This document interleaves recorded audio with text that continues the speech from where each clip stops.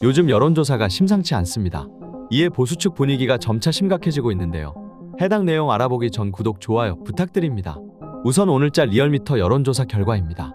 윤석열 지지율이 0.9%포인트 하락한 반면 부정평가는 0.7%포인트 상승했습니다. 정당 지지율 또한 민주당이 역전하는 모양새를 보였는데요. 민주당은 4%포인트 상승한 반면 국민의힘은 4.8%포인트 하락한 수치를 가져왔습니다. 보수 입장에서는 심상치 않은 여론조사 결과일 텐데요. 여기서 더욱 충격받을 만한 내용은 이 여론조사 결과도 보수 과표집된 결과라는 것입니다. 대통령 국정수행평가 조사에서는 보수가 진보층에 비해 107명 정도 과표집되었고 정당 지지율 조사에서는 49명이 더욱 과표집되었습니다. 절대적으로 보수 측이 유리할 수밖에 없는 여론조사 결과이지만 민주당이 우세하는 결과를 가져온 것이죠. 이러한 추세는 다른 여론조사에서도 이어졌는데요. 그러면서 같은 날 뉴스토마토가 공개한 여론조사 결과에서도 민주당 지지율이 상승, 국민의힘 지지율이 하락하는 모습을 보였습니다. 비례 정당 투표에서는 조국혁신당의 돌풍이 예사롭지 않습니다. 20%를 훌쩍 넘는 비례대표 정당 지지율을 보이며 국민의힘, 민주당, 위성정당과의 3자 구도를 굳히는 모양새입니다. 대여투쟁의 선명성을 강조, 중도층으로의 외연 확장보다 비례 후보에 실망한 집토끼 잡기에 성공했다는 해석이 뒤따릅니다.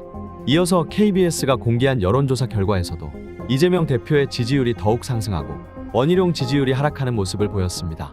다만 지역구 관련한 내용에서는 국민의힘이 우세한 모습을 보이기도 했는데요.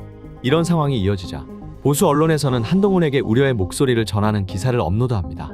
해당 기사 일부를 전달해드리면 이에 국민의힘에서도 반 이재명이나 운동권 청산 등의 구호만으론 한계가 있다는 우려의 목소리가 나온다며 기재했고, 이어서 여권 고위 관계자는 한동훈 효과가 임계치에 도달해 가용 자원을 더 투입해도 지지가 늘긴 쉽지 않다며 기입했죠.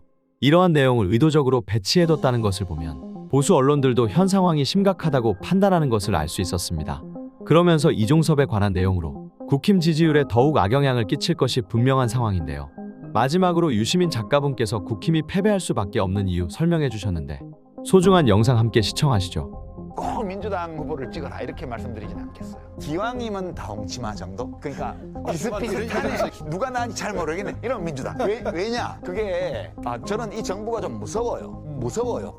도대체가 국회에서 100석 정도밖에 없는데도 이런 식으로 하는데 150개 이상 가지면 무슨 짓을 더 할까? 이게 굉장히 저를 공포에 빠뜨리는 상상이거든요. 유승민 의원님은 제가 지난번에 150석이 의미가 있다. 여당이. 150석이 되면 입법권을까지 여당이 장악하는 거기 때문에. 그 다음에 100석 미만이 되면 그 다음에 거부권 행사가 불가능하다. 탄핵이 가능하다. 이것 때문에 대통령이 뭔가 다르게 해야 될 거다. 그래서 여당 150석 이상과 여당 100석 이하만이 의미가 있다. 현실을 변화시킬 거다. 어느 쪽이든.